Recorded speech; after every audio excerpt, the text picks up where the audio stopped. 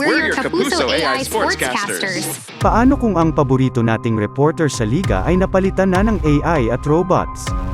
Nito nga lang nang ibalita ang kauna-unahang AI sportscaster ng GMA na sina Maya at Marco para sa NCAA. Inulan nga agad ito ng atensyon mula sa sports fans maging mga simpleng tao dahil sa maaring epekto nito sa journalism hindi lang sa Pilipinas kundi sa buong mundo. Maging sa NBA nga ay nagsisimula na ring ilabas ang iba't ibang AI at high-tech na products tulad na lang din ng robot player na kayang-kaya pantayan ang skills ng superstar. Maging jersey at bola nga sa NBA ay unti-unti na din sinasakop ng makabagong edisyon.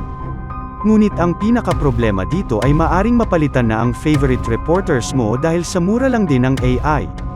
Ang pangit lang ay ang ganitong innovation ay walang emosyon hindi kagaya ng tao na nakakapagdagdag excitement at flavor sa manonood dahil sa passion sa laro.